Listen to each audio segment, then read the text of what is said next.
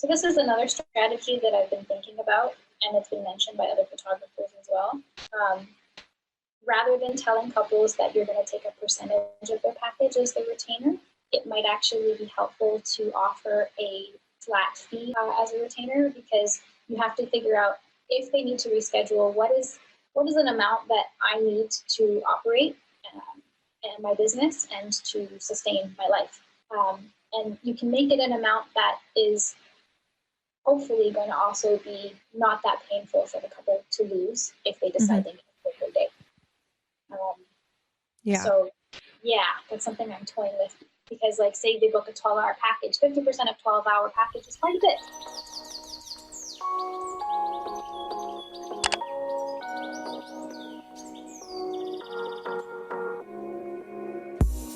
When I first started my wedding photography business back in 2011, I made just $5,000 in my business. Now, I bring in multiple six figures per year while working only 30-hour weeks serving my dream couples. I'm here to help you discover that it's so possible to have what you want when you want in your business so that you can create the life you've always dreamed of and deserve. Welcome, Anastasia. I'm so grateful to have you here. Thank you very much. Happy to be here.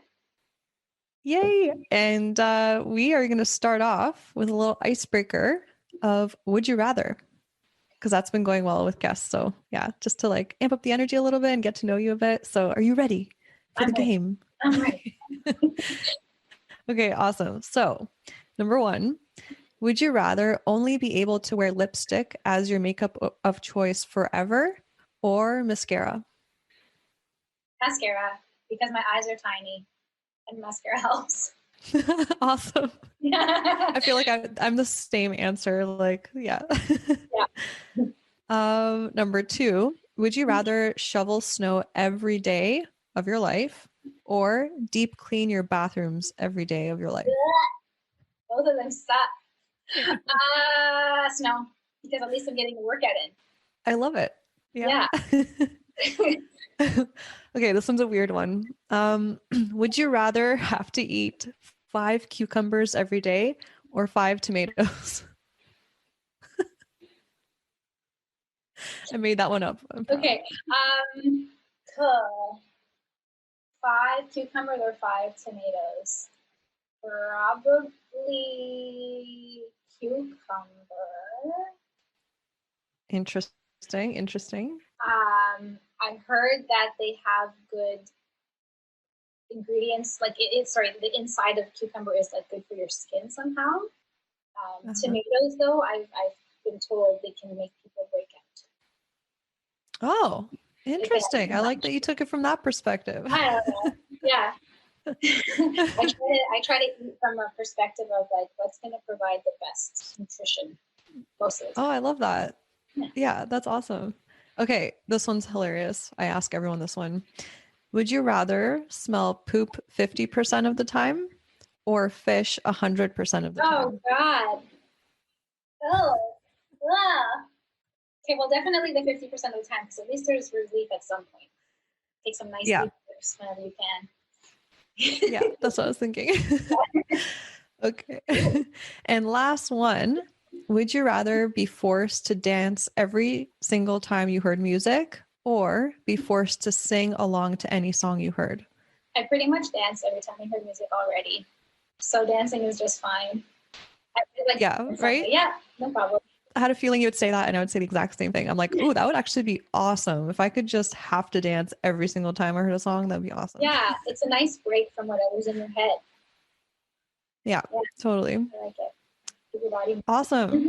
Well, we would love to know, well, I know a lot about you and I love you, but the listeners definitely would love to get to know you a little bit more. So can you just share with them what kind of photography you do and just a little bit about Anastasia?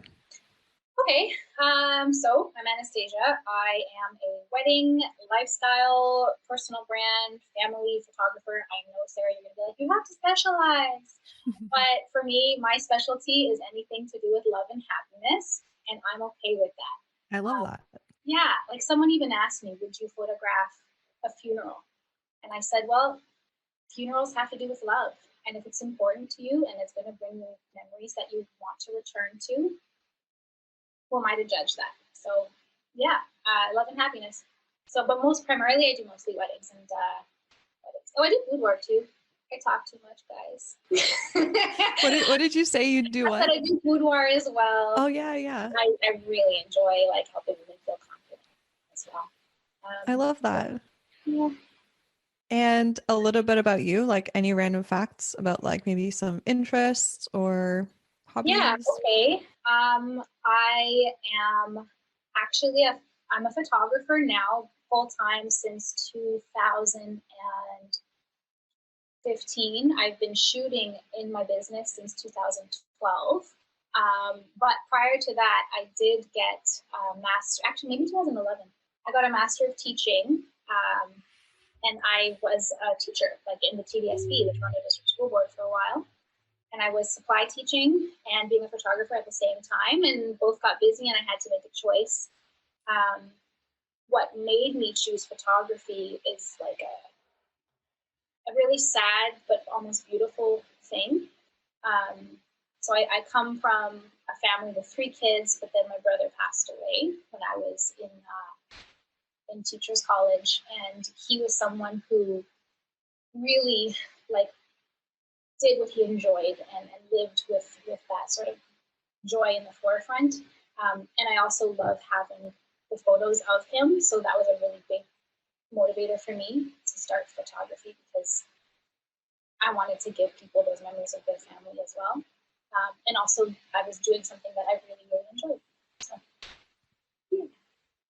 Oh, that's awesome. Thank you for sharing that so vulnerably and openly. And yeah, clearly your why is very tied to your work because, like you said, anything that has to do with people wanting to remember it for their reasons, like you're like, yep, sign me up. That's my why. So that's beautiful. Thank you so much for sharing.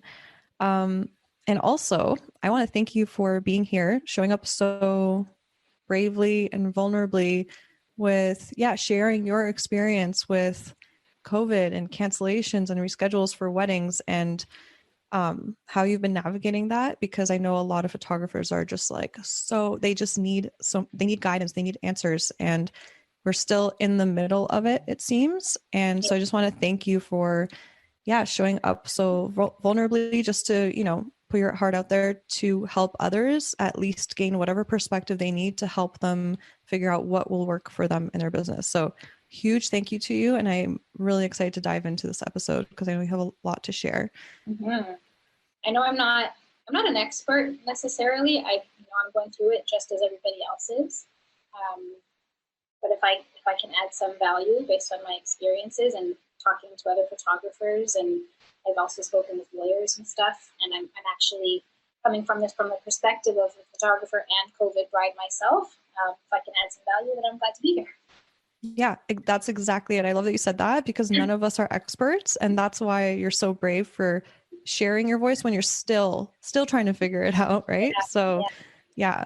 So, okay, so let's talk a little bit more about you being a COVID bride because you obviously offer a very unique perspective from having the perspective of actually being a bride through COVID and a wedding photographer through COVID. So, yeah, expand a little bit on that. Yeah. So Daniel and I, we are now married. We got married in September of 2020. The original plan was to get married in October, and our venue, obviously COVID, it happened and there were shutdowns, and our venue wouldn't allow us to make any plans until 60 days to our scheduled date, because there were constant shifts, which I understand, to the restrictions. So 60 days to the date, it was August, and at the time, there was talk of opening up indoor weddings for 50 people, outdoor for 100 people. Daniel and I initially wanted 325 people at our wedding. It was going to be a big fat Greek wedding. Yeah. Yeah, it legit was going to be, because he's Greek and Greek Italian, and it was going to be big, a big party. We had so many plans. We were so stoked, and it was going to be amazing and epic. And we were even going to have, I don't know if anybody knows, Joey, the singer. because we know someone who used to manage him, and we were going to have him perform, and it was going to be just amazing. You know that song, I've got an angel watching me. Oh yeah. Yeah, Yeah. yeah. That's so cool. Yeah, we were so excited, and then everything came to a crashing halt. So we spent a lot of time trying to figure out what are we going to do. The what ifs. The what ifs are what really made it difficult because we didn't know anything. Um, and I guess it made, as though, even though it was frustrating, it made sense that our venue said you need to wait until 2 months to your day to make any decisions because we can't promise you anything right now. So we decided, as we were trying to figure out what we would do, that regardless of what the restrictions were, our goal was to get married. You know, the big party would have been incredible, but we also acknowledged that it's a pandemic, which could mean that it lasts. And we knew we had to figure out, ask ourselves, what do we know? We know that we want to get married. We don't know if we're going to be allowed to have a big party next year. We even don't know if we would even be allowed 50 people next year. So let's count our blessings. So we decided, whatever it is, we're happy to do it. So even if it was like 5 people, we would have made it happen, and just focused on what the reason for the day was. Interestingly, so we asked our vendors what their policy was, and at the time, as a photographer, I was getting people asking me as well, like, what is your policy? And that was something, this pandemic was something none of us could have ever thought about happening. And so at the time, I had no problem telling people, okay, no problem, we will move your retainer. I took a huge hit financially. I didn't even have enough money coming in to pay my mortgage, let alone food, let alone clothing, let alone, other stuff, groceries, So I did it though because this was not a choice of the couples, and I felt for them. And I knew that with my vendors as well. I hope that they would have my back in that situation. But our venue actually told us that 50 people wasn't worth their time, and we had to, they would basically be operating at a loss with 50 people. So we had to decide whether we wanted to postpone. They were offering a postponement, or lose part of our retainer, which was hard because we were willing to go forward, and they were telling us no. We ended up losing $2,500 because we decided we want to have our wedding. We have some older relatives. We wanted to make sure that they were there for the day. And we didn't want to put our life on hold. Also, again, there were no guarantees that next year we'd be okay. We're in the same situation this year as we were last year, so I'm glad we went forward with it. And it was actually a blessing because we ended up moving to September outdoors. It was warmer, and we ended up having 90 people at our wedding, and it was a wonderful day. There was no dancing, except for our immediate family in the middle. We did a few little things, but then the venue said you can't do that, so we stopped. Yeah. But we had the DJ playing tunes, and people were dancing in their seats, and we still had an incredible time. We make the best of it. Yeah. That was a long story. I'm sorry. No, don't apologize. This is all so this is what it's so valuable for you to share your perspective too. Yeah. I mean, the thing is, at the time, we didn't know about it. So when I was offering my couples the transfer retainer, it was like a no-brainer, Yeah. At the time, I had to make the adjustment though to my contract for future years, right? As a business owner, I had to be prepared for this pandemic continuing. And I learned about a term I had never heard of before, which was force majeure. Mm-hmm.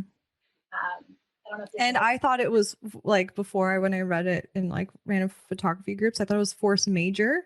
And then I realized it's force majeure. And I'm like, oh, that sounds prettier. But okay, now I know how to say it. So in case someone was wondering what that is, force majeure. Force majeure. I'd never heard of it before. I didn't have it in my contract. So I acknowledged that. Because I didn't have it in my contract, I didn't really have much of a leg to stand on if people wanted to reschedule, you know. With a force majeure, it basically says if there's any force majeure event, which is like an unpredictable event so we do have to, I'm trying to like, I wonder if I could like Figure out how to frame it, right? Yeah. Yeah. Okay. So online here, quick Google search. A force majeure clause typically operates to absolve the non-performing party of liability for its failure to meet contractual obligations as a result of the extenuating circumstance, but its precise effect will depend on the language of the provision. So in the force majeure clause, now it's important to include the word pandemic for a reason why you can't perform your duties as a photographer. So if for whatever reason this force majeure clause prevents a photographer from being able to photograph a wedding, I do have it in my contract now, that's fine, we will move your date, your retainer. But if there's no force majeure event for your day, if the government, for example, is still allowing weddings to happen, that's where things get tricky and where a lot of people aren't sure what to do.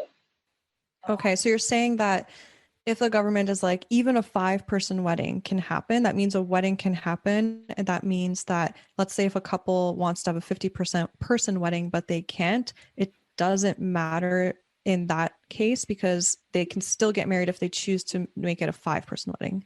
Yes. Right? Yeah. Yes. As a photographer, you can still perform your job. Our contract doesn't specify anything to do with guest count. Maybe with the venue does, but with us, we're just there to shoot that day. Yeah. But I know that empathy also has to come into play. I understand.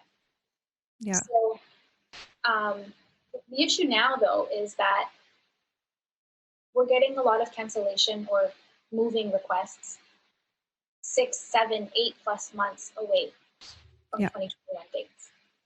So we're already hearing about weddings being allowed at 100 people, you know?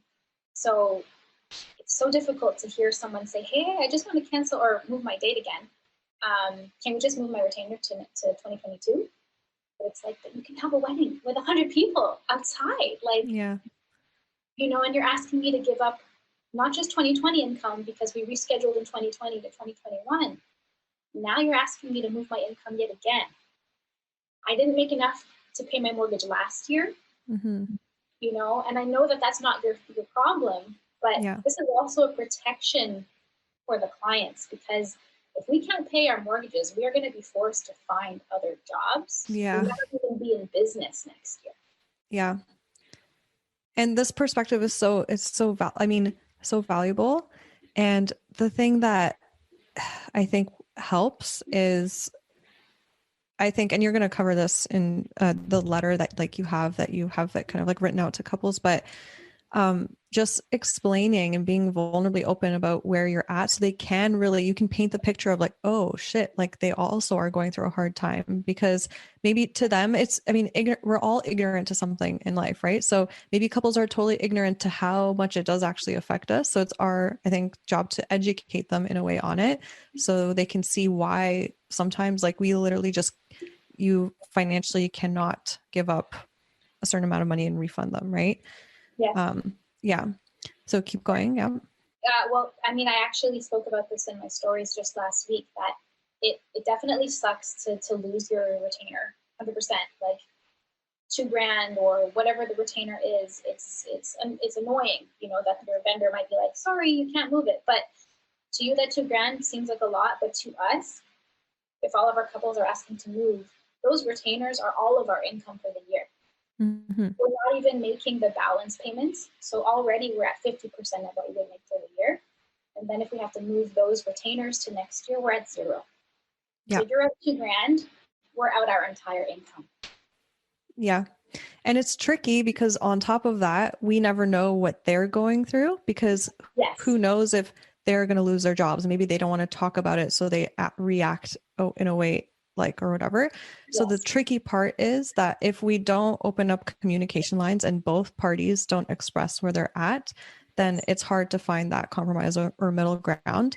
But yeah, I think this is such a valuable conversation and talk. And I think maybe let's take it into the direction of, can you share with us what your main policy was that you've had and how it's even shifted to this point? Yeah, I want to agree with what you just said. The communication thing is so important, and I think I'm always happy to jump on a phone call with couples. I found that to be really useful. Mm-hmm. I don't know, a lot of couples seem apprehensive, maybe because they have their guard up because they're dealing with a lot of difficulties with some of their vendors, but to actually just have a conversation is helpful. So I have been flexible in some situations, whether there was like an illness in the family and that, they couldn't have their wedding because it wasn't safe, or if they were very close to their wedding day, so it's important to note that, like, even if I have this policy that I'm about to say, um, I'm still open. Like, I think we all need to be open and human, but it comes from all sides, like those two. So up until this point, and I am still shifting, like, and I want to talk about actually some of the things that I've been considering this week. But up until this point, my policy has been the same as it usually is. If you cancel your wedding, you lose your retainer.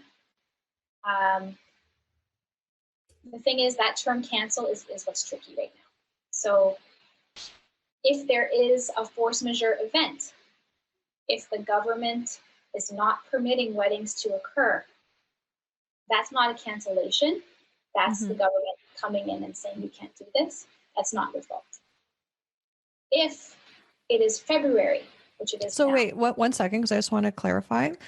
So in that case, if the government says weddings can't occur, the couple is protected and you are to refund everything? I would move in my force majeure clause, it says that I will then move their retainer penalty free to the next available date. Okay. And then what if they don't want to reschedule? What if they just want to let it go and cancel and not have any wedding plans? Because we had agreed that I would photograph a wedding for them, they would be on the hook for the retainer, but I would be flexible to allowing them to use that retainer towards other services within a year from their book date. Okay, got it. Okay, awesome. Yeah. So then I've had couples decide to instead of have their big wedding, they're going to do a 4-hour micro wedding this year, and then they had a balance left over, and I was like, okay, that's fine. We can use that as a credit within a year to whatever you want, Okay. Try to work with them. Yeah. So, so the alternate side of that, though, is if they're deciding that they want to move their date and there isn't a force majeure event preventing them from having their wedding, then that is a choice that they are making to move their wedding, which is a lot of people might. It's kind of like as if there wasn't a pandemic in a way, right? It's kind of like in the eyes of like the laws and governments, as if there wasn't a pandemic happening. Like they are choosing to move it. Is that kind of what it is, or is it in between? I wouldn't go so far as to say there's not a pandemic. I think it's important to acknowledge that these couples have booked their weddings with the knowledge that there's a pandemic, and I think that is the key thing that I keep referring to. If these couples booked in 2021 or in 2020 after the pandemic hit, there was this knowledge that there's a possibility that their date could be affected by government regulations because of the pandemic. Yeah. So it's no surprise that there might be restrictions. And this is where it's like, okay, if we're half a year out to your wedding, 6 months, and you want to move it, you knew that this could happen. Yeah. And also there's no guarantee that next year is going to be okay. And also in 6 months, you might actually be able to have a lot of people. You don't know. And that's why I've adopted what my venue gave me, which is, okay, 2 months to your day. I think that's close enough to your date to have a really realistic understanding of what your date would be like. So I'm allowing that force majeure clause to extend to within that 60-day period. If 60 days to your date, the government has a full shutdown, no problem. Like, I'm not going to hold you to it. We'll move your date. That's fine. Okay. But if you're asking me to move your date, so much notice. So I've had some people say, well, then it gives you the opportunity to book with another couple. Mm-hmm. Ordinarily, yes, but during this time, people aren't booking. Like, I don't know if you've noticed it, but I'm getting much fewer requests. People are afraid to make big plans right now. Yeah, I definitely had a big drop in inquiries last year, and I am actually still booking weddings actually for this year, but they are doing it with COVID in mind, and they're doing it like it's a smaller thing, and we're going to be doing it outside, and no matter what, we're going to make it happen because it's like 20 people. So I have like those types of bookings. And then I'm getting more inquiries now for 2022 because I think with the vaccines, I think there's going to be always clients that are very risk averse and clients that are that tolerate risk. And maybe a lot of clients now are like booking 2022 because they're like, whatever, I'll be fine, whatever. But what they maybe don't see is how it affects the vendors that they're booking with. Yeah. But it's also a catch-22 because if I wasn't booking weddings for 2022, if I didn't have those clients that would willing to take the risk, I wouldn't be bringing income. Mm-hmm. So it's like such a little mind fuck. And then what happens next year if the vaccine isn't effective on the new strains, and it's like they want to move again? Yeah. So it's just a little clusterfuck because it's like we want bookings to get the retainers, but then we also are like, but why are people booking weddings now if we're not sure? So yeah. Anyway, I love everything you've been saying has been shedding like a really, I think, so much use. The perspective of you having the 60-day thing, I think, is so fair, and I keep expanding on that because I think it's so valuable. Sure.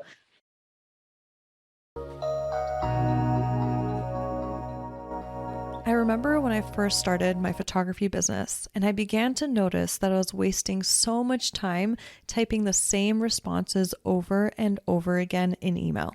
It got to the point where I didn't have much time for other tasks that would actually help me grow my business because I was spending hours and hours a day on emails. Does that sound familiar to you? To solve this problem for myself, I started to create canned responses that I could copy into an email and customize it for every single inquiry and client. This has saved me loads of time, and now emails are less daunting as a result. You can also get your hands on these exact email templates I've created since they are now available for you in my shop. The email templates guide for wedding photographers includes 26 email templates, and not only does it have those in there, but every single template has an explanation of why I respond the way I do. I created this guide to show you that you can respond by being yourself while at the same time strategically being on top of emails in a way that requires less back and forth between you and your client or inquiry. This way, you can serve couples well, but also have boundaries in place to have a healthy work-life balance for yourself. To get your hands on these so you can implement them into your business right away, head over to sarahmonica.com/email guide. And when you get there, just scroll down and you'll find a whole breakdown of all the templates that are included. So head over to sarahmonica.com/email guide right now. I also have couples who have said, no matter what, we're going to get married. And I think that that's really admirable because they're keeping in focus, just as my husband and I have, what the reason for their wedding is. Yeah. It sucks to not be able to have that party, but you never know when you're going to be able to have that party again. Just have your wedding however you can, and be glad that you can, But I know it's hard to say. Like, some people really have had that dream wedding forever. I get it. But again, like, who's to say we'll even be okay in 2023 and beyond? Yeah. When do you really think we're going to be able to have 200 plus people on a dance floor, unmasked, dancing, sweaty, breathing in each other's faces? Really? Yeah, it's so interesting. Like for Rory and I, we were like, okay, what do we do? Do we elope? Do we wait? And my dream is just to have one day with all our favorite people from all, like, my family lives in Poland and some of his is in Washington and South Africa. And it's like, we rather wait until we know this is over, even if it's 4 or 5 years down the line and we have kids. Like, that's our decision and we feel good about that.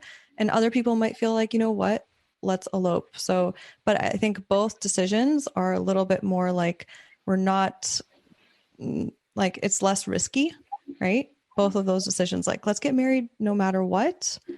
in a small way, intimate way during the pandemic, or let's wait until everything is over and who cares if we have kids down the line and whatever. So yeah, definitely different decisions I think are your possible. perspective is definitely like, it's a good one. It's a left-wing one. There are lots of people who, for religious reasons, can't do it that way. Yes.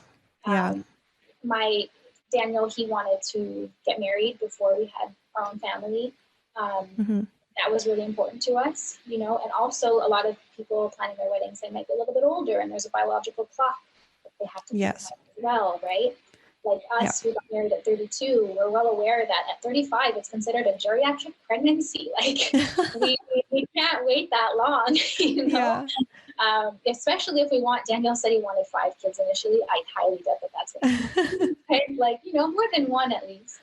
But yeah, I love that you said that. Again, everyone's going through a different situation, perspective, all of that, and has different reasons for the choices they make. So yeah, I love that.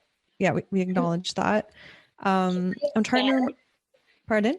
Can I expand on the policy? Okay. Yes. So that was my policy, just sort of hardline until recently.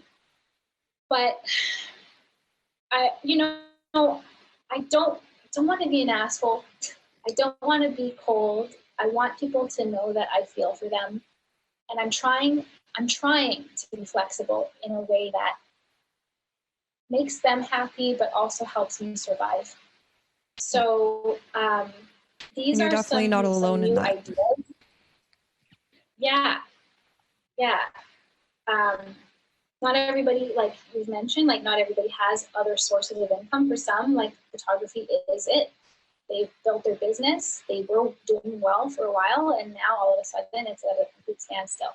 And the government aid isn't even enough to make rent or mortgage. So anyway, here are some things that I've been toying with. They're not in stone, but I think maybe they could be helpful.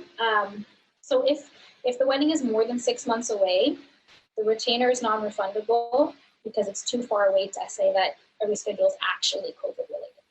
So that's number 1. Or if you are more than 6 months away and you really want to move your day, the option is there to use your retainer as a credit for some other service or product that I offer, or as a photographer we offer, within that same calendar year.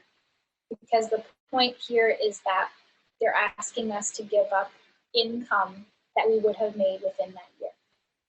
So hopefully within that way, you know, we're being reasonable, or I'm hoping I'm being reasonable by saying, look, it's not COVID related. It really isn't. Within 6 months, you don't know what's going to happen. Yeah. But if you really don't want to have your wedding yet, and you want to move it, fine. I can give you something else then in this year. Cool. Love that. So that's number 1.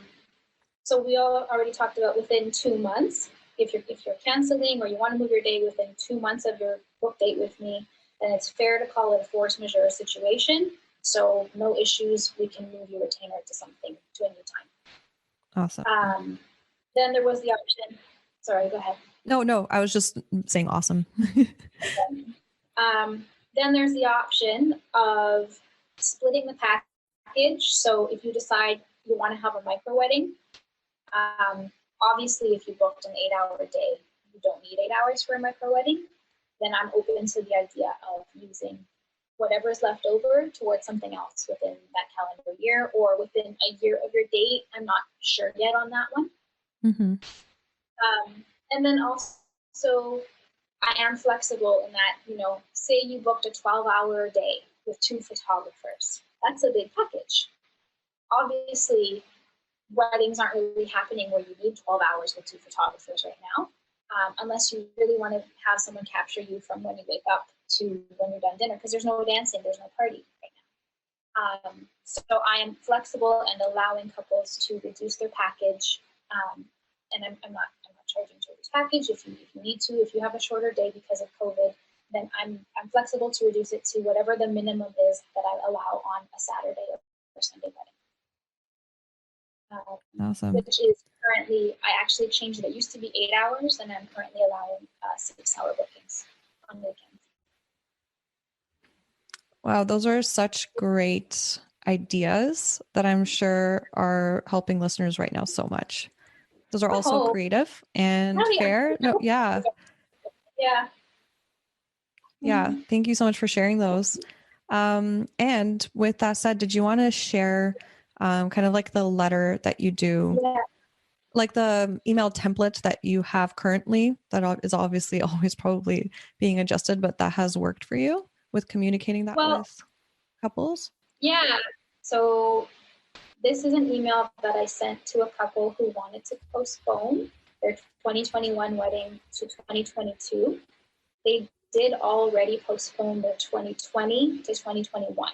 So I moved their original retainer to 2021 free of charge, and now they want to move again. Mm-hmm. So that's actually what happened. So this is what I wrote to them. They asked, is it possible to get some of the money back? Dear couple, I absolutely understand where you're coming from. I was a COVID bride myself and had to make adjustments and concessions for my wedding with vendors as a result of the situation. I understood that if I wanted to move my date, that could mean lost deposits, which it did in my case as well. But from a vendor's standpoint, having lost almost all jobs last year, I didn't even make enough to make basic cost of living payments. And so I cannot be as flexible as everyone may wish if I am to remain afloat as a business, let alone keep a roof over my family's head. I also would probably add now, and if I also want to be around to photograph couples in the future and stay afloat as a Yeah. business. It isn't anyone's fault. It's a whole lot of difficulty for everyone. As you mentioned, we're all in this together. And so we need to be fair to each other how we can. That being said, I was happy to offer you a complete transfer of your retainer when you rescheduled your 2020 wedding to 2021, as the situation was completely unprecedented and I was sympathetic to your situation. When you booked the new date, we knew that things can change suddenly as a result of the pandemic. And so the new contract we signed offered flexibility if a force majeure event prevents a wedding from happening. In your case, though, the wedding is still a very long way away, and there is still a good chance that events and travel will be permissible. As much as I always want to help, in this situation, the wedding is too far away for me to be able to offer any COVID-related concessions. A lot can happen in 7+ months. If we were closer to your date and the situation was still dire, we could of course discuss alternate options in that case if you needed to postpone. But because your date is still so far away and could conceivably still happen, the request is considered a normal cancellation under our contract. Regarding giving enough time to reschedule with another couple, because they said, we want to give you notice. Unfortunately, because of the current climate, couples are very hesitant to book new dates until more is known. So bookings are not coming in as before, not even close, unfortunately. It's a really hard time for our industry. But even so, cancellations always mean retainers are forfeited. It could be different if you were postponing very close to your date, but that isn't the situation at hand. I'm almost done, I swear. Oh yeah, no, this is so good. Okay. Please understand, I'm not trying to be mean or cold, and that I do absolutely feel for you as you try to navigate this difficult time. I hope you can also understand why I need to hold true to the booking agreement we signed. As a sign of good faith, because I do feel bad about the situation, I can offer you 15% off a future service within a year of your booked date. I feel for you, I really do. I just can't offer a transfer of funds a second time, especially so far away from the planned date. Please let me know if there's anything I can help you with. Otherwise, I'll look out for your signed cancellation agreement. With best regards and intentions, Anastasia. That was a hard email to write. I bet. Yeah. I bet. And that was just worded so beautifully with like love for yourself and them at the same time. So well done. It takes courage. I feel crappy, because I know people have their dream wedding in mind, and I don't want to be a crusher of dreams, but I also have to be realistic. As photographers, we are artists, but we also are business owners. Yeah. So we have to make decisions that somehow straddle that line. Yeah. And again, it's not easy. It's not easy for us or them. It's just something we're going through collectively. Have you had a response back from them with that? Yeah, they signed the agreement. They didn't reply. They didn't reply. I'm sorry to hear that. Yeah, that sucks. Yeah. It's hard, Yeah. I know that they're disappointed. Had it been closer to their day, it would have been different. Yeah, had it been closer to their day, it would have been different. But 7+ months away, you can't. I can't. Mm-hmm. I don't really know. Do I reach out again and say, hey guys, like, do you want to use that money within 2021 for something else? Should I? This is something that I thought of this week, right? So maybe I should offer them that, but in the policy I have, what did I say? Was it 6+ months? Yeah, so something that I feel, I mean, I think that a good solution for even these kinds of situations could be to just say, can we connect over the phone, and then have this email in front of you when you're on the phone with them? Because then it just creates, like, how sometimes typing, people can read off typing as like however they want to read it. They don't know the energy that went into it. So getting on the phone and being like, hey, human to human, I care about you so much. I can feel it in your voice. I can feel your energy. Let's talk about this. Where are you at? Where am I at? And I know it's a scary thing to do because you're probably put on the spot. You're on the spot. And what if they ask you a request in the moment, you get all nervous? They're like, yeah, sure, I'll do that for you. So I think a lot of people are probably scared of that. Yeah. But I think getting on the phone has this element of like human bonding, that could maybe help in these situations instead of replying over email, since it is an emotional email, right? And it's an emotional situation. Yeah, something to think about for like everyone listening on. There's so many strategies literally to figuring out how to navigate this, and it's not going to be a one size fits all. Like what works for me, what works for Anastasia may not still be perfect, and what will work for you. And you're going to create your own little like crafty way to navigate this, and you will still somehow probably disappoint someone. So it's crazy. So yeah, go ahead, Anastasia. I agree with you. I agree with you about the phone call. But like I mentioned, like I'm finding that even when I offer to have a call, couples don't want to do it.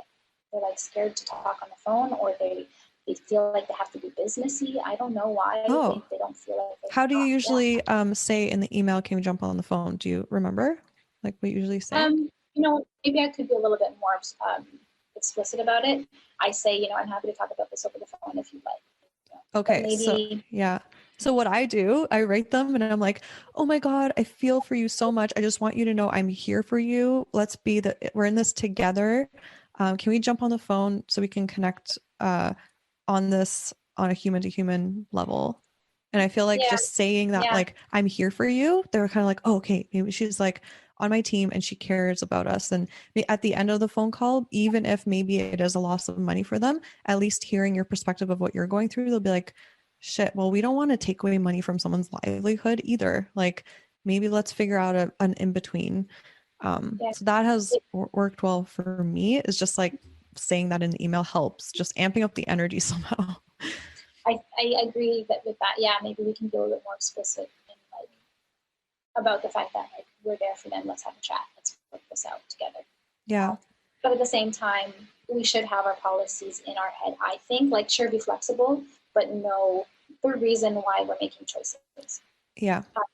Another one that I thought about this week is that potentially, if a couple maybe wants to reschedule to like a Monday through Thursday next year, then they're not taking away another prime date that could get booked up next year. The likelihood of a wedding happening Monday to Thursday is much less. So potentially we could offer that as like, okay, sure, let's reschedule that. Yeah. Yeah, that's a great idea. Have you had any experiences of couples that have been very understanding of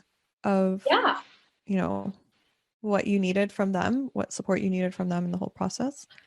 Yeah, I mean, the couples who rescheduled last year in 2020 when the pandemic hit, I told them I'm updating the contract, have a look at the new force majeure section, be aware of the new cancellation agreement, and they get it. So everybody from 2020 who has moved, for the most part, has been understanding. And a lot of them are deciding now, because they already moved their wedding, that they want to go through with it no matter what. I'd say actually it's about 50-50. I'd say half of them want to go through with it no matter what, and now half of them are asking to move again. Okay. Yeah. And I love that you mentioned, like, I think it's probably something key that you just said of like, when you schedule, if you are going to change your contract or your policy, just instead of being scared of making them aware, just being like, hey, I'm letting you know, read this, tell me that you know and that you've read it, so that in the future they know what they're getting themselves into, and they already verbally, like, or over email agreed and said, yeah, we saw the clause, and you can feel probably more assured that, okay, maybe I'll have more couples that just understand if they have to forfeit their retainer in the future. So maybe just, yeah, opening up that line of communication about the new updated contract is a smart thing to do as well. Big time, big time. Then there's no surprises. It avoids a lot of headache in the future, for sure. Yeah. Yeah. And was there an experience that you had that was like probably one of the hardest ones that you had to navigate in all of this? I'm sure we all have had one of the, like, when I think of like what a hard experience through COVID, like with a client, yep, one pops right into my head, and I'm sure every photographer has experienced this so far. So I'd love to hear your perspective on it. I've definitely had a number of them. I maybe I can share like opposite ends of the spectrum. Like, so there was one couple recently who wanted to move their date, and initially I gave them the breakdown of what the cancellation or reschedule policy is, and then they asked, can you hop on a call? And I was like, sure, absolutely, no problem. And then they explained that the groom's father has cancer, he's going through treatments, it's not safe for him to be in gatherings. Even if they wanted to have the wedding on the date scheduled, it's just not safe for him. And, compassionately, I was like, okay, let's move it. That's fine. But I did structure it in a way where they weren't paying more to move their day. So their package was still the same. I actually allowed them to reduce their package from 12 hours to 8 hours. So in total, they were paying 4 hours less. But what we did was the retainer was kept within the year of 2021, and all they owed in 2022 was what that balance is. So rather than moving everything over to 2022, and they pay it all in 2022, that's protection. It's good for them because they actually paid less than they did at the beginning, but it's also protection for me in case they decide they want to reschedule again in 2022 to 2023, because I took a new retainer for 2022, which was half of the balance of the total. Does that make sense? Okay, so you're saying you moved it the first time from 2020 to 2021 for free, and then they want to reschedule again to 2022, and you were already accommodating enough to move it for free, and on top of that reduce the package amount, our amount.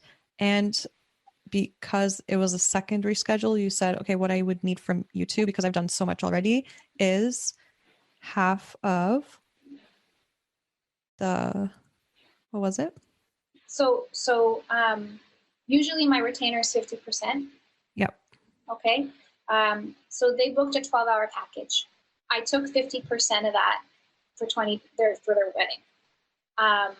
They wanted to have, I offered them a smaller package. So instead of 12 hours, it's going to be 8 hours. So in total, overall, they're paying less. The amount that they paid as the retainer stays with me rather than moving it to next year. But next year, they only owe whatever is left in the package rather than entirely me booking for the next year. So the retainer stays in 2021. I did take a new retainer for their new date, but it's half of whatever the balance is. The balance is. Okay, got it. Okay. Yes. Awesome. And their reaction was just like, we think that's They fair thought it and was thank fair. you. Yeah.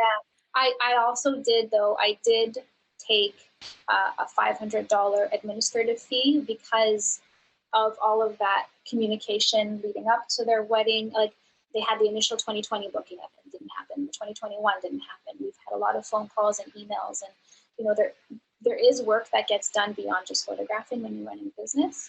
Hmm. But they were very happy with being able to reduce their package, paying that admin fee, and then just paying the balance on the day. They were Okay. fine with it.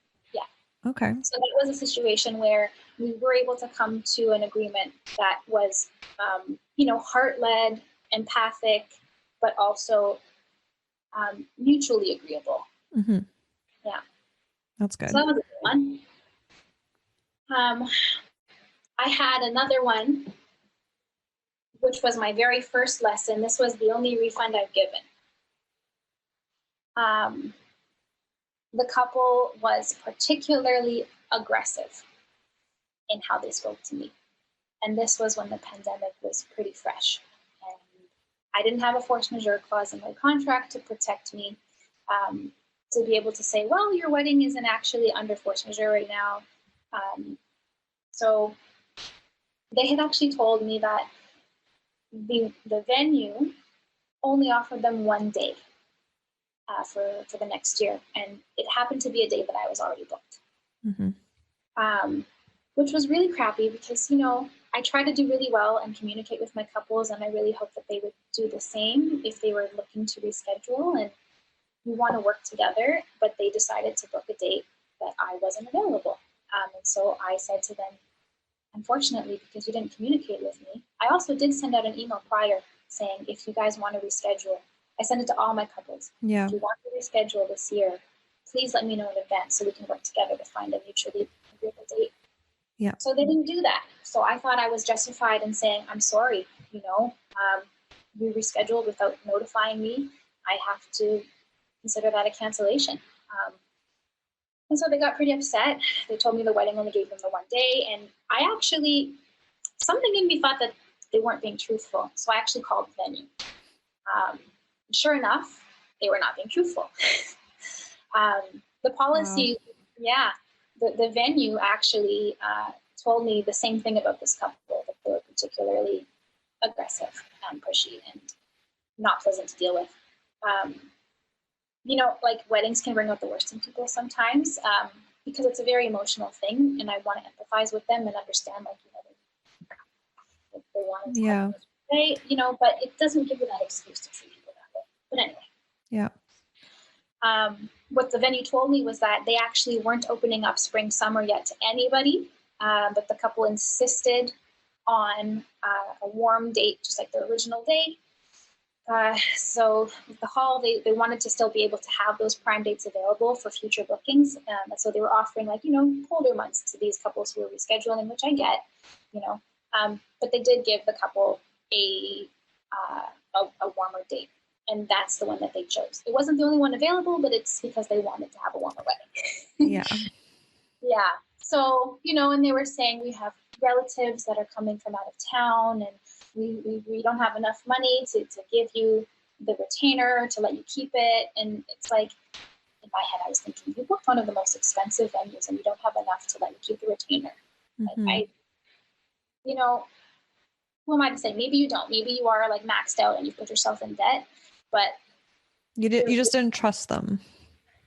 no. There's something about it. Yeah. No. And so at the time, knowing the temperament that they had, I was scared that they were going to write a bad review. Yeah. And that was like the big fear at the time. At that point, nobody had bad reviews, because everybody was just used to things going as usual. And that was a really scary thing for me. So I was like, okay, I don't want this headache. I don't want a bad review. I don't want people to think that I'm a mean person. I'll just give it back, I guess, and I was out the retainer. And afterwards, speaking to my husband about it, he goes, so what if they wrote a bad review? And I was like, what? And he goes, so what? Everybody's going through this. There are going to be so many people with bad reviews. It's not the end of the world. People are going to understand. And that shifted things for me. It's true. And when you look at reviews online and you see, 50 amazing reviews, one to three bad ones, you know that in general, that's a really great vendor. That's very true. Yeah. Yeah.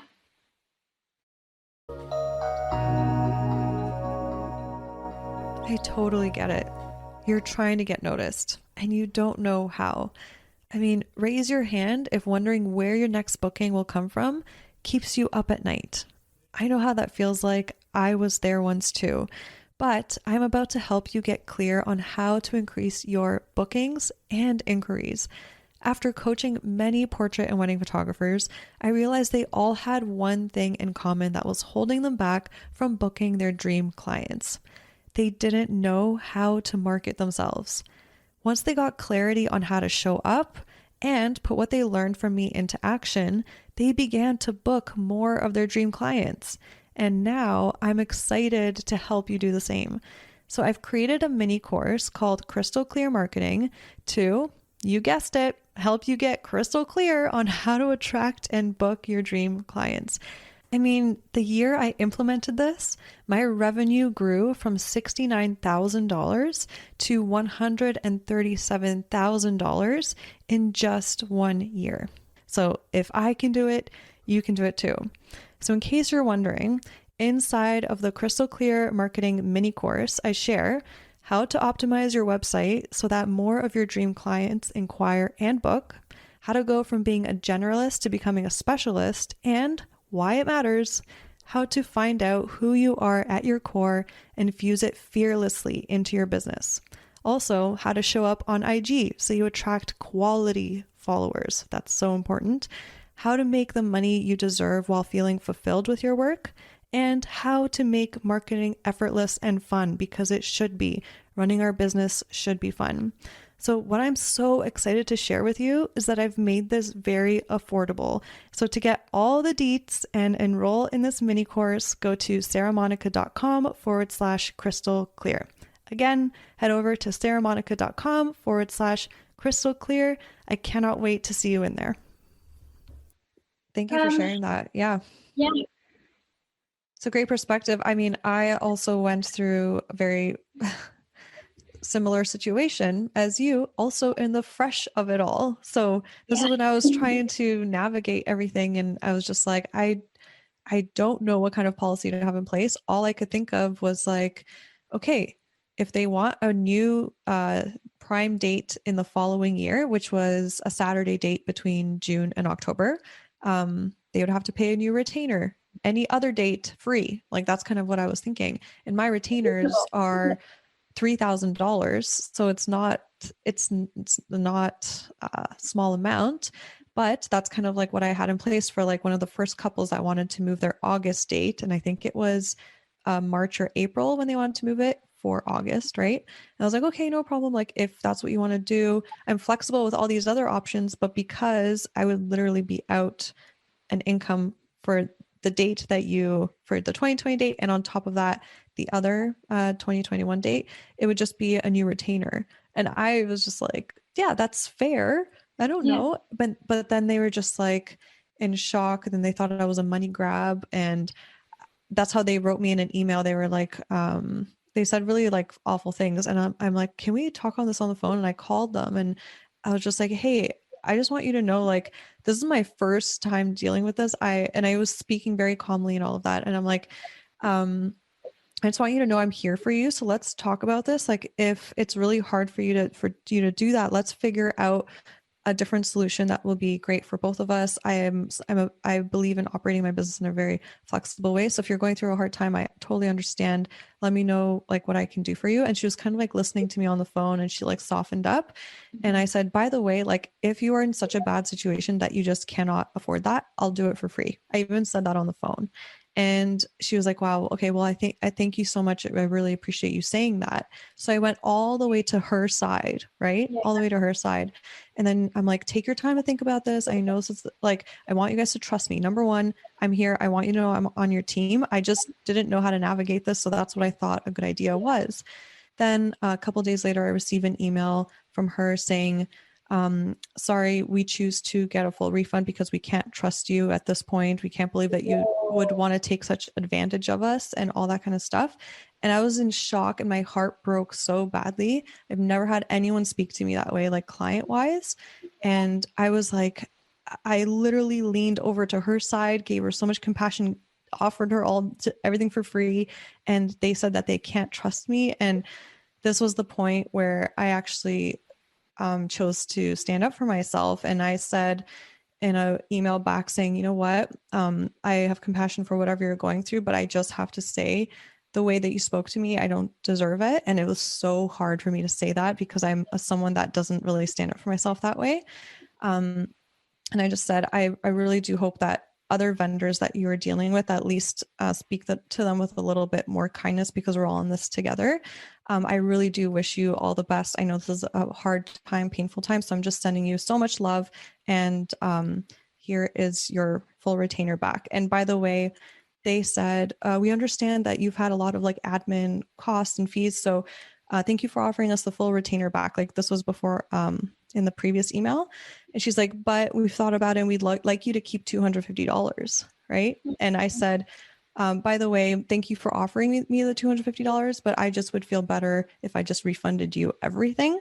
Because for me, I didn't want that energy like tie to them with just the negativity. So I ended up saying, thank you for offering me the $250. I appreciate it.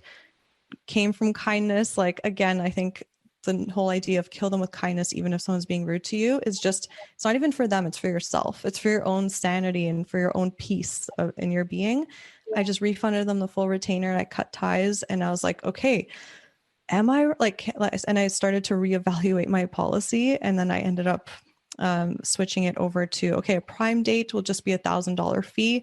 It's 1/3 of a normal retainer. I think that's totally fair since normally like that's taking care of just my business expenses just in case. So I did revise things after that. And it was a really hard moment for me in my business. And yeah, so I feel for you, like what you went through and that kind of that reaction that you got from the clients. And all it is it's coming from their pain, they're the unknown for them, right? So it's unfortunate that we had to like deal with that. But you know what? It actually made me stronger because I was able to stand up for myself. So yeah, we both have stories like that. Yeah, a lot of the time when people are going through something really stressful, I get asked sometimes by people, do you get a lot of bridezillas? And I tell people no, because for me, a bridezilla is just a stressed bride not knowing how to process that stress.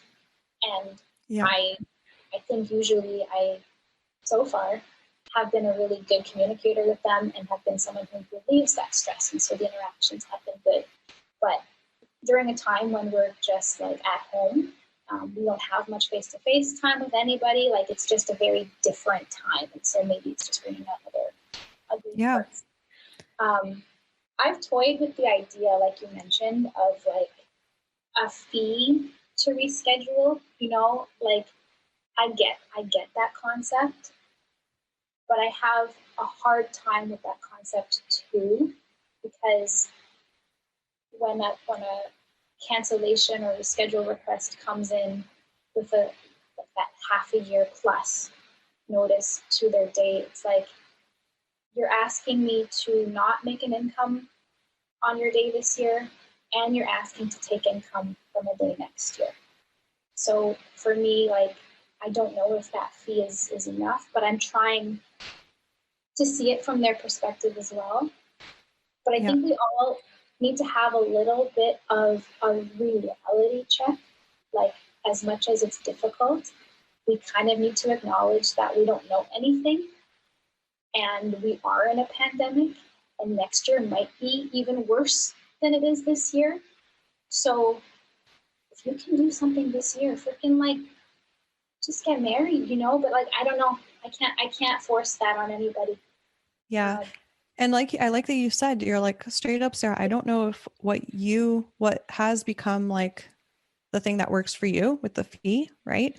I don't know if it would work for me. And that's the thing that I think I want people to come out of these episodes is that you have to customize what works for you in your business, in your situation, and how you manage your business, what works for you, your family, what works for your couples. Like, and as I'm saying this, I'm seeing 333. It's 3:33 p.m. That's an angel number. So to whoever's listening to this, that's your sign to go, like, take all this information from all these other photographers of what they're doing, then go inward and really figure out, what do I need for my family? And how can I support my couples? How can I both support myself in a loving way and couples in a loving way? And kind of be okay that along the way, you will be disappointed and couples will be disappointed. It's just, I think it's a part of this process and it sucks. And that's just, I don't know, that's like my point of view, because there's no like one size fits all in this scenario. Everyone loses just a little bit. Yeah. I'm so grateful, Anastasia, for you sharing everything. I think you've mentioned so many great ideas, and on top of that, your personal experiences that people can learn from and all that kind of stuff. And yeah, this has been incredible. I would love to know, is there anything else on your heart that you would want to share in this episode? Let me think here. Let me see here. Oh, yeah. I mean, okay. So this is another strategy that I've been thinking about, and it's been mentioned by other photographers as well. Rather than telling couples that you're going to take a percentage of their package as the retainer, it might actually be helpful to offer a flat fee like you do as a retainer, because you have to figure out, if they need to reschedule, what is an amount that I need to operate in my business and to sustain my life. And you can make it an amount that is hopefully going to also be not that painful for the couple to lose if they decide they need to take their day. Yeah. So yeah, that's something I'm toying with, because like, say they book a 12-hour package, 50% of 12-hour package is quite a bit. So yeah, maybe have a slightly lower retainer. I love that. And my whole reasoning behind flat retainers is it actually just helps me with accounting, makes it so easy, because every single year I could easily highlight, that's a retainer, that's a retainer, that's a retainer. Oh, done. Like, instead of trying to remember which amounts are. So it actually makes that process so simple too. So it simplifies that. And yeah, and if someone asks, what's the retainer? It's like, this is the retainer. Like, you just say it right away. So it's worked really well for me over the years. And I like your reasoning for what you just said too. It's like another great way to use that kind of retainer strategy. Yeah, I think so. And then apparently as well, it helps from a legality standpoint as well. If you're able to justify that you have a standardized amount of work that you tend to do before each wedding for each booking, and it's the same across the board, like that would potentially help you out if it ever were to come to a court situation. Right. Yeah. Awesome. Unfortunately, like, there's a lot of like pre-thinking of like worst case scenarios that has to start happening.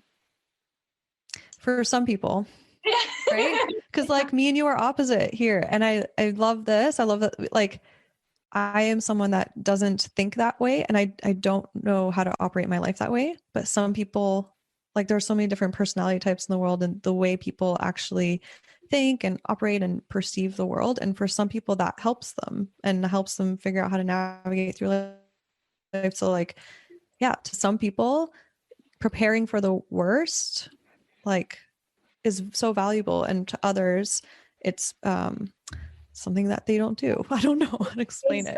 It's so weird. I explained it more in the previous episode in my explanation, but I get it. No, I'm like a weird person because I am so optimistic and I have faith in the universe and I have a knowing and I have that trust. It's all there. But I'm also diagnosed with generalized anxiety and I think about worst case scenarios all the time. So like, it's a weird balance. And I just think like, because we are living through something that's unknown, like it doesn't hurt to mentally prepare yourself and your business for possible future outcomes. Yeah, exactly. Yep. And but I admire your like complete faith. Like, it's a beautiful thing, you know, it is. it's just in the off chance of what if, because sometimes those what ifs can happen. Yeah. Well, I mean, like for me, my what if preparedness started, I guess 4 years ago, when I was like, what if something happens where I'm not able to photograph all the weddings in the season and I need to refund retainers, a shit ton of retainers. And I just went on a mission to just save up that money for like emergency, basically, whether it's in our personal lives or in my business or anything.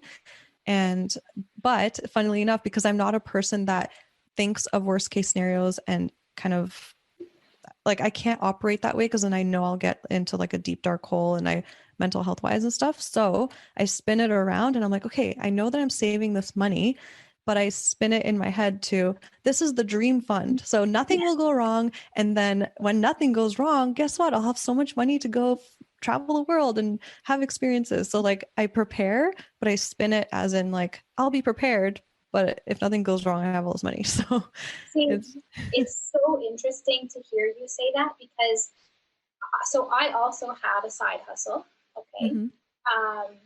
I'm also looking into investments. I'm also actually studying for a potential second career. But it's with the hope that I can save for retirement. Mm-hmm. You know, any additional income that I make, I'm hoping to save for retirement. This year, I was able to survive on savings. And that's a good thing. Like you're saying, you have that additional money. But for me, that money had a purpose. Yes. You know, I shouldn't have to eat into savings when I'm supposed to be making an income. Yeah. Or as a business owner, even possible maternity leave, because, you know, Yeah, for sure. Yeah. That's something we all have to think about, definitely. Yeah. But yeah, I appreciate just the beautiful combination of your thoughts and world and how you've been able to navigate this. I think I don't know, there's just so much value in what you've mentioned and said. And I don't know how to explain it. It's just like, I just find it courageous for you to stand up for yourself and what you need, but in a way that's fair, because I do think how you're navigating it is very fair. And I'm sorry that you have to go through some people, you know, not feeling the same way based on their own fears and their own shit, right? It has nothing to do with you. It's them navigating their life. So yeah, thank you so much for sharing everything here in this episode. And I'm sure you've helped a lot of photographers right now get clarity. So thank you. And yeah, where can everybody find you if they want to connect with you? I just want to say I'm glad you reached out. So thank you. I was definitely very scared to come on here and say these things. So I really hope it was valuable. You can find me on Instagram, story all the time, probably more than I should. It's at Olive Photo TO. And my website is olivephotography.ca. Awesome. Yay. Thank you so much for your bravery and your vulnerability. And yeah, I can't wait to connect with you soon again. Thanks, Sarah. It's good to see you. You too. Bye. Bye. Yay! Thank you so much for hanging out with me and tuning into this episode. If you got value out of it, please feel free to message me on Instagram at Sarah Monica Photo. That's Sarah no H, Monica with a K photo, to let me know. I get so freaking energized hearing from others that what I've said has had a positive impact on their lives. Also, make sure to hit subscribe to the Shine and Thrive podcast to never miss an episode. I'm so grateful for you, and I'm sending you all the productive vibes your way so you have the best week ever.